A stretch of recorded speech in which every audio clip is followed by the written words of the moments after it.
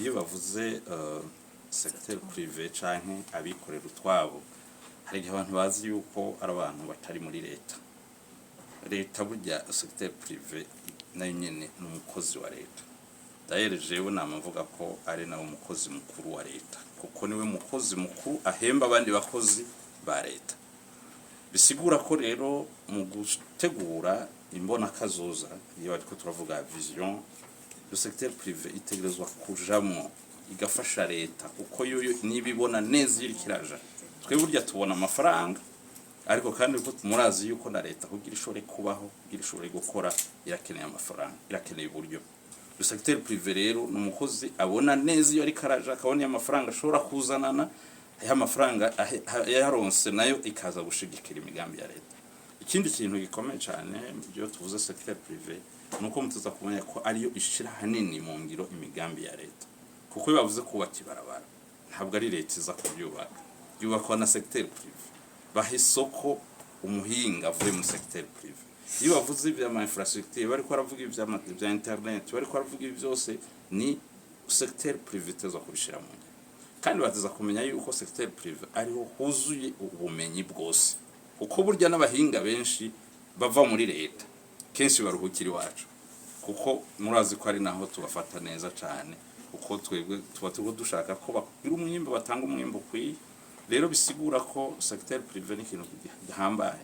Hanyuma tugarutse rero muri ivyo buhinga bwo gutuma tumanako cyangwa guhanahana amakuru mu bisanzwe hari ikintu abantu bakwiye kumenya iyo tuvuze ubuhinga haba harimo cyane cyane ico twita innovation nayo hanini mu mubone ugwaruka nico bituma nungaha turabona ko hari ugwaruka rwinshi tuza kubona yuko icyari kibanza canyu kuko innovation hanini ikorwa n'ugwaruka. Rero iyo tuvuze rero ubuhinga tuba dushatse no kuvuga ko ubuhakazi ugwaruka kuko murazi ko mu bindi bisata baragusaba experience bagusaba yuko barakoze ahantu henshi muga muri secteur biramaze kugaragara neza ko umuntu ashobora gutangura akiri n'umunyeshure ndetse agakora ibitangaza n'abandi batarigera bakora. Ico rero kugwaruka ari ikintu gikomeye batoza kumva. Rero ari naco gituma rero tuvuga tuti muyo tuvuze gutuma tumanako makuru hari ivyo bita ama infrastructure hanini do base leta nizishiraho mugabo hari n'izindi infrastructure complémentaire kuko nk'ubarubatse wa muhoro bita fibre optique mugabo hanyuma fibre optique arakena antenne atuma ya internet ishobora gushira irakwiragira mu gihugu cyose. Ivyo rero naho niho secteur privé na idikiraza turashima limitaire cyane kuvyirikira kora ariko kandi tugasaba ko nabandi nabo nyene bo bakora ama société télécommunication nayo nyene yokora nkayo kugira ngo umuhoro ukwiragire wose abantu bose bashobore kuba.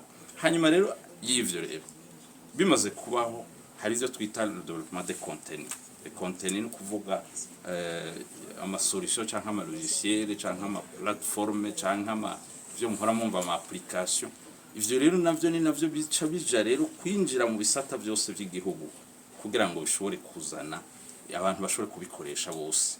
Ari naco gituma cyatangura kuvuga ivya commerce électronique tukavuga ivyo bimwe vyitango telemedicine gushobora kuvura abantu ku a distance tukavuga bimwe vyo gutegurwa guhinyanyura cane no ibi vy'uburimyi aho basiga bakoresha ubuhinga bwo gushobora kumenya neza no gufasha guteza imbere cyane bisata by'uburimyi mu bisata byose birakunda yuko haca habonekaho rero amalogiciel aho rero naho ni naho cyane cyane duhimiriza amashure n'ugwaruka cyane cyane kugira ngo bashobore guca babijamwo bashinga ama entreprise yabo kuko ibi ntibisaba umutahe munini umutahe wa mbere no kufisa umutwe. Rero nico gituma rero twizera ko le secteur privé ubu igiye gukorana na leta bikomeye ndetse twaramaze kubitangura kandi twizera yuko mu misiza bizoba ari ikintu kidasanzwe mu gihugu. Je m'appelle Martin de Fernand, je suis le président de la chambre sectorielle de lycée au sein de la société. Merci beaucoup. D'abord, j'aimerais pointer sur un point très important concernant le secteur privé. Parce que le secteur privé ici au Burundi est mal compris. Le secteur privé, d'abord, c'est un partenaire de l'État, un partenaire indispensable dans la conception de la vision de l'État. C'est aussi un acteur indispensable dans l'exécution des projets de l'État, surtout dans notre secteur, dans la transformation numérique. S'agissant de la transformation numérique, il faut d'abord savoir que si on parle de la transformation numérique, on parle de quoi exactement? Il faut d'abord attendre le mot l'innovation. Et si on parle de l'innovation, nous devons aussi voir beaucoup plus la jeunesse, parce que c'est un domaine où les jeunes sont très actifs. Les autres domaines excluent et parfois même discriminent les jeunes, mais dans le domaine des TIC, c'est beaucoup plus les jeunes qui ont la parole. Alors pour dire que ici, le secteur privé a un rôle très important à jouer, surtout dans la création de l'emploi pour les jeunes, surtout pour les jeunes, je souligne, pour les jeunes. Et là, vous devez aussi comprendre que si on parle du secteur privé, il faut attendre au moins 3 choses très importantes. C'est le secteur privé qui a les moyens, qui a l'expertise, qui a aussi les investissements dans l'infrastructure. Parce que même s'il y a des infrastructures de base que l'État est en train de mettre en place, notamment la mise en place de fibres optiques, mais vous devez aussi savoir qu'à travers la fibre optique, il faut aussi des antennes. Il y a donc un investissement très important du secteur privé. Vous avez vu que Limitel est en train d'investir beaucoup dans ce secteur et nous encourageons d'autres secteurs à investir aussi dans l'infrastructure. Mais à côté de l'infrastructure, il y a ce qu'on appelle le développement des contenus. Le développement des contenus, c'est le développement des services numériques, notamment le commerce électronique, notamment les contenus que vous voyez sur le YouTube. Vous savez, maintenant, on parle de l'agriculture numérique ou bien ce qu'on appelle agritech. Il y a donc ce qu'on appelle la télémédecine.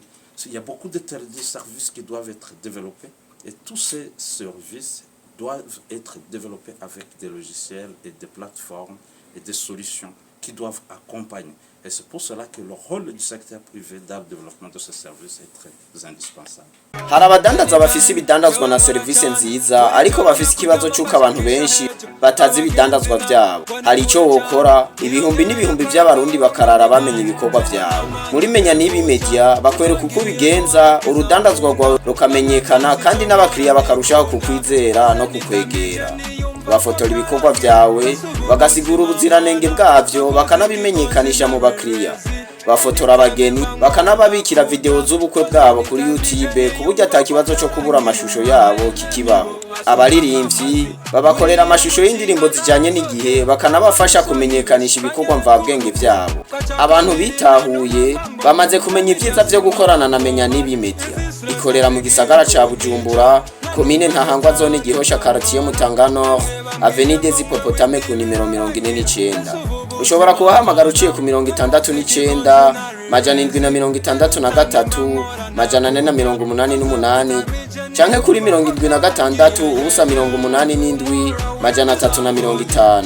Umuntu wese avuze ibirori bishingiye ku muryango no ku mibanire abavuze ubukwe. Ubuvuze ubukwe bwagenze neza, abavuze amafoto n'amavideo yabwo yafashwe neza. Ubuvuze amafoto n'amavideo yafashwe neza muri mariage, mu nama no mu bindi birori abavuze menya n'ibi media. Menya n'ibi media ni yindi signal cyangwa yindi nyito bakoresha iyo bashaka kuvuga ama documentaire publicitaire yakozwe neza, harimo no gutanga ubutumwa butava mu mutwe wabwumvise. Hari kibazo kimwe kijanye n'ibi. Ibi byose mwabikora gute? Menya n'ibi media itaraza.